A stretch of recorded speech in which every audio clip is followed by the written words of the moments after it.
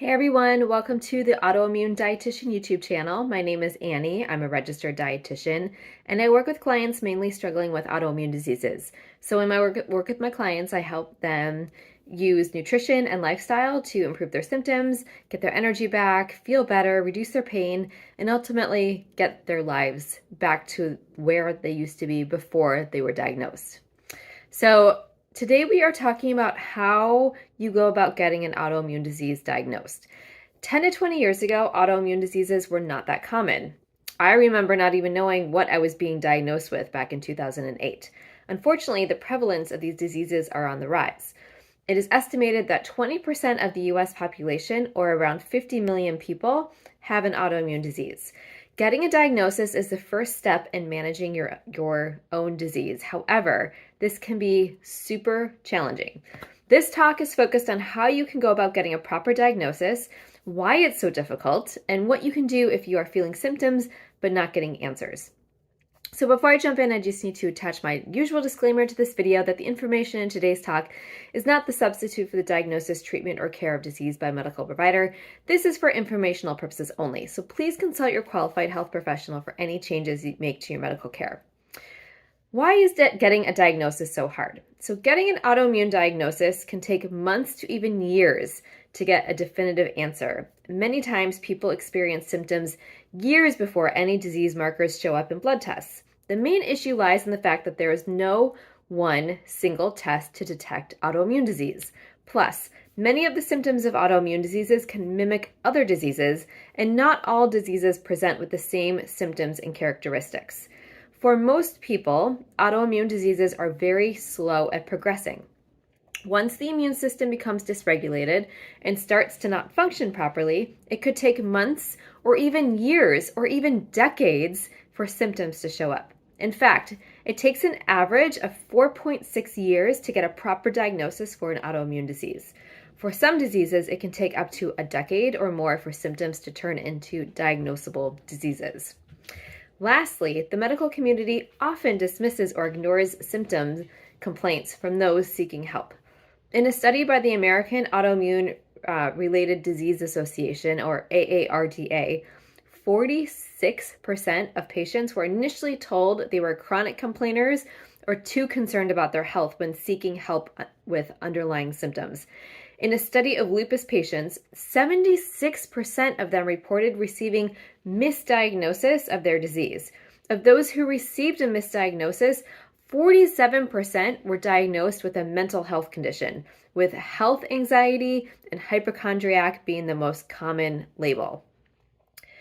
So what testing is done to diagnose an autoimmune disease? So each autoimmune disease has specific diagnostic criteria that helps to correctly diagnose each disease, which makes it really complicated and hard when symptoms overlap and they present as many different diseases.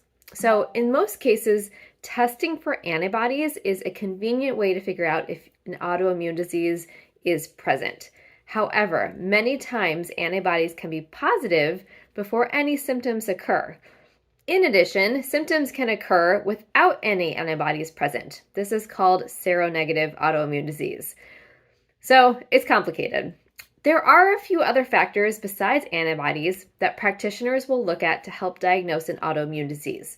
These include symptoms, blood inflammatory markers, immune markers like white blood cell counts and other things that look at white blood cells, organ function tests, tissue biopsies, scans, and imaging.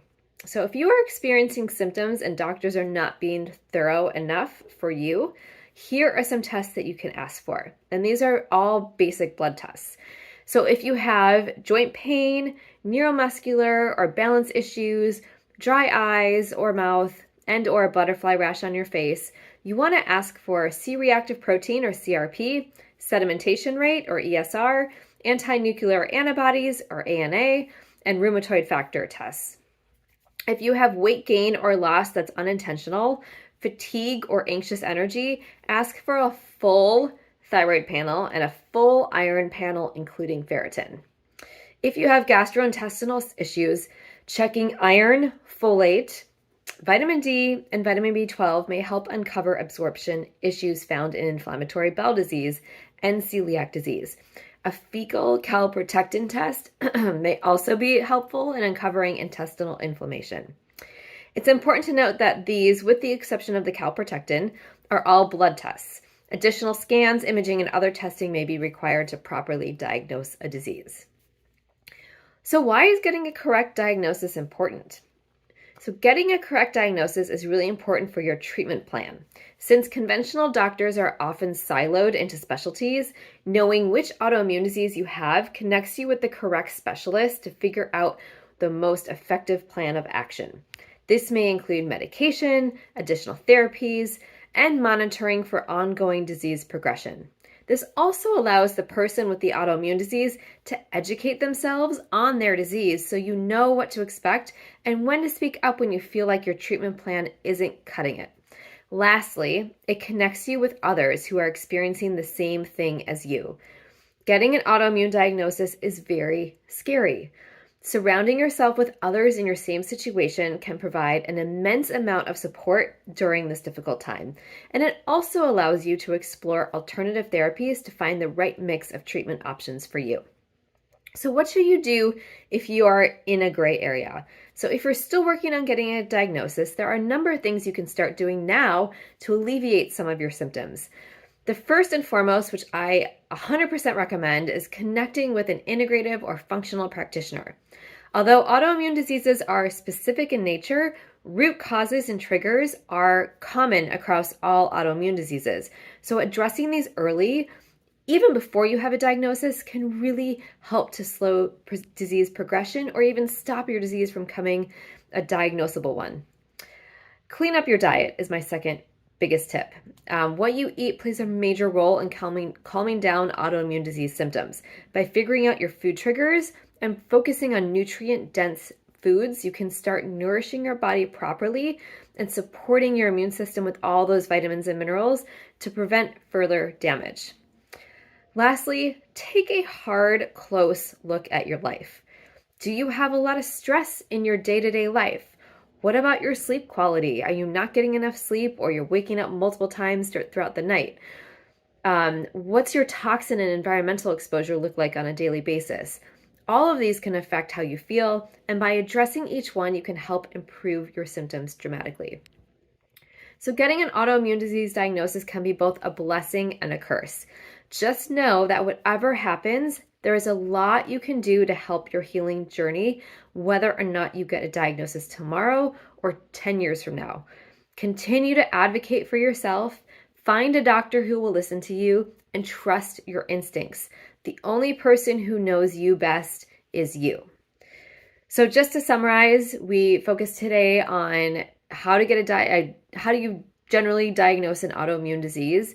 There's lots of testing available, but sometimes the symptoms and the tests just don't match up. So it does take a lot of time, but the important thing to know is you have to find someone who will listen to you.